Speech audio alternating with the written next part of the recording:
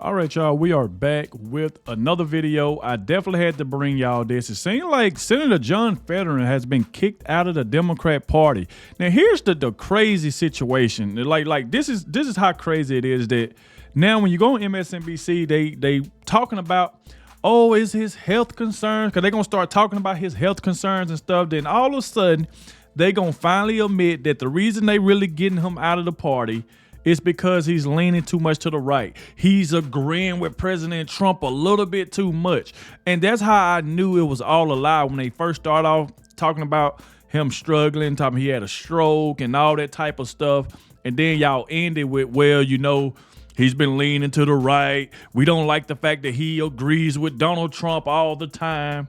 So this is what just happened. So this right here is just crazy. I told you the Democrat Party, they want you to believe and do everything that they do. If it's anybody over there in the Democrat Party that supports Donald Trump or you agree with stuff that Donald Trump do, they get mad at you. They want you gone. They want you to be a lunatic. They want you to be an illegal alien lover. That's what they want you to be. If you don't be any of that, they want you gone. So without further ado, I want y'all to go ahead and check this out. Please hit the like button, subscribe to the channel, and shout out to everybody who always watches the entire video. I appreciate all of you that do that because it really helps get the video out. And shout out to everybody who always let me know in the comment section that you did stay to the end. Because my last video yesterday, I think it was like 20-some minutes.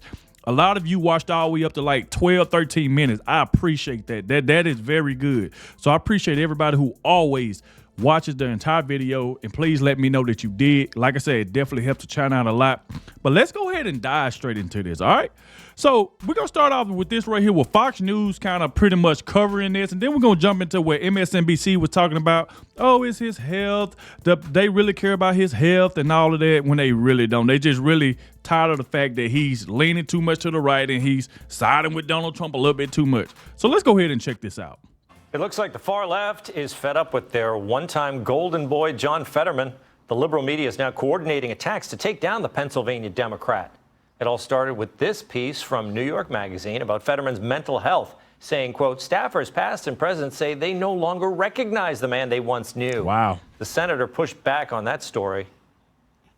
It was a hit piece, a one-source hit piece, and on some anonymous sources. So there's nothing new. For me, it's like, you know, it's like in the Goodfellas, you know, everyone takes a beating sometime.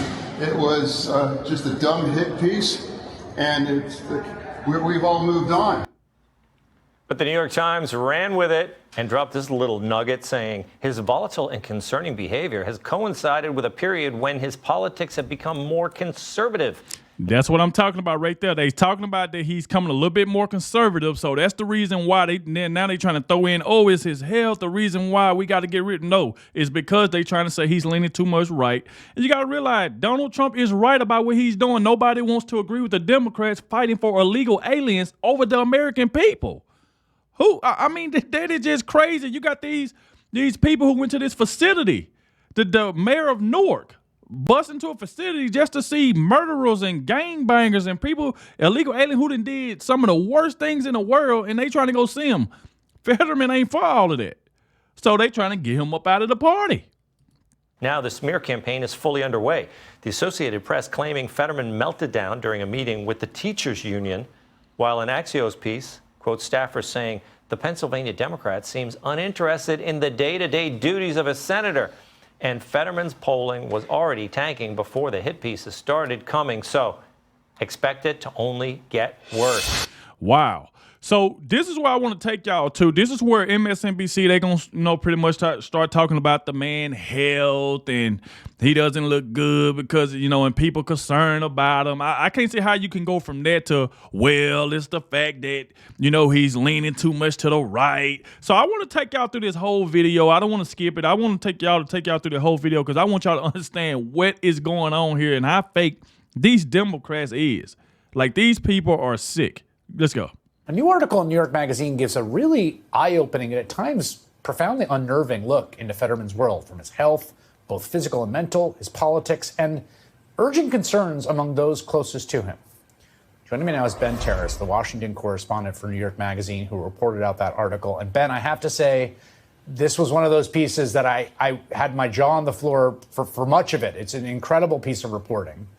So thanks for your excellent work. I mean, the major headline here in what is a very long piece is that some of the people closest to Senator Fetterman, I mean, really close, are extremely concerned about his well-being and mental health. Yeah, that's right. It's, I mean, it was a really hard story to work on, to be honest. It was a sad story. These are a lot of people who truly believed in Fetterman for a long time, and some of them have political disagreements with him now, and a lot of people want to make this all about political disagreements. But these are people who Oh, they're making it all about political. See, I know it. Like I said, we've been seeing it for the longest that a lot, when you see Fetterman get on camera, he be agreeing with President Trump a lot like now. And I was seeing like a lot of Democrats didn't like that at all. They was going after him. Why is you agreeing with President Trump? You must trying to, get a job at the White House. Or is you trying to do this? I seen it all on the internet. So this is what they doing. So now they want to play this, trying to see they trying to find a way to get him out of there by saying, oh, it is his health, when they know the fact that they trying to say he just leaning too much towards the right. Are genuinely worried about him. They had a hard time working for him. And, they want to see him get back on his recovery plan. They feel like he has fallen off the recovery plan that he was on. Basically, this is someone who had a stroke in the campaign, had to come back from that stroke and go campaign, even as he is having severe auditory processing issues as a result, which is a nightmare if you have to talk all the time. He manages to get elected, and then he checks himself into Walter Reed for 6 weeks for depression. What are the people closest to him seeing that has them so worried? Well, at the time, right, that was a really worrying time because he had to check into Walter Reed to begin with. And as I report in the story, he, kind of had a little bit of a break, I'd say, where he no longer could do the job without getting help. So he goes to the hospital, and at the hospital he gets treatment. And when he comes out of the hospital, after kind of a harrowing visit there for a while, he levels out, and things are good for a long time. And everybody that was working for him is really proud of him. They feel like he's done a really important thing here. He has helped destigmatize mental health. He's proving that people who have mental health issues are able to do this job if they get treatment. But over time, some of the people that I talked to started to believe that maybe he wasn't as good as he had let on, and that behind the scenes, they were having a very difficult time with him where he would shut down, he wouldn't do the job. There would be days where they'd have to clear his schedule so he wouldn't. You know what the main part of this is? Why they didn't have these conversations about Joe Biden and his cognitive decline. When Joe Biden, when they was up, that was around here, you had the media covering for Joe Biden's mental decline. This man didn't know how to get off the stage. He was falling all over the place. He was mumbling over his words, and they hid all of it. Now, one time that I really hear them say, oh, we got to get Joe Biden out of here, not till after President Trump, stomped him in that debate. That's when they try to hurry up and get him out of there, all because they wanted to stay in power. But they hid his Joe Biden's mental decline, and they threw Kamala Harris in there. But yet they all over John Fetterman. They all over him, but they hid what Joe Biden had going on for years and lied to the American people about it. Kind of be around people saying what was described as unhinged stuff. Eventually it got to a point where one of these former staffers sent a long email to Senator Fetterman's doctor to kind of, I don't know, I'd say ring the alarm bell that things weren't going well.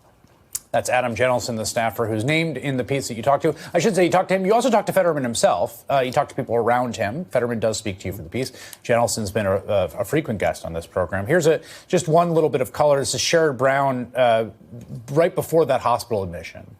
Or I guess a week after his hospital discharge, Democratic Ohio Senator Sherrod Brown came to pay Fetterman a visit in his new Capitol Hill office. Their meeting went awry. Brown tried his best to get a conversation going, but according to two people present, Fetterman was virtually catatonic. He was doing essentially kind of figure eights up and down and not talking to the senator. This really freaked out a lot of folks. And was that part of what got him in Walter Reed, or that was after Walter Reed?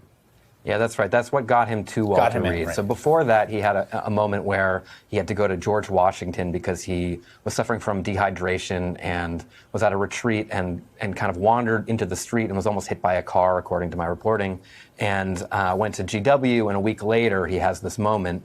And after this happens, the staff calls the doctor in the Senate, I believe, and they all agree it's time to get him to Walter Reed for some serious treatment.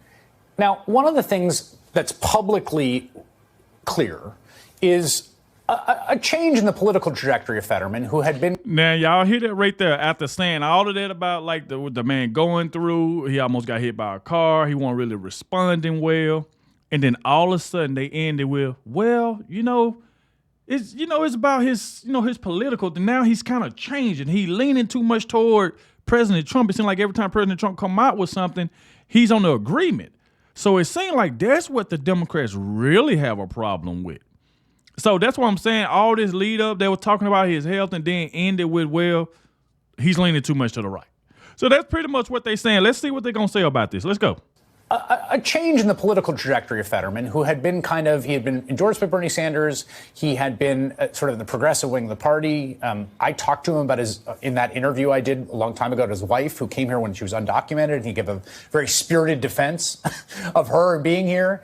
And he has moved to the right, I think, on a number of key issues. He still votes with the Democrats mostly, but particularly on Israel and Gaza.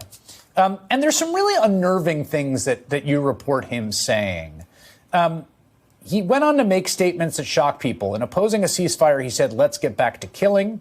A person who heard the conversation told me, he said, kill them all. In a statement, Fetterman denied the account, adding any reference to killing was solely about Hamas. I do support the destruction of that organization down to its last member. When a representative of a progressive pro-Israel group, Jeremy Ben-Ami, had a conversation about a two-state solution, he said to Palestinians, you can't reform sour milk. What do people around him? If you notice something like they don't have like the videos of him actually saying it. They're just saying this is what people around him saying, and then like when it comes out, then Fetterman he'll just come back and be like, oh well, no, I didn't say that.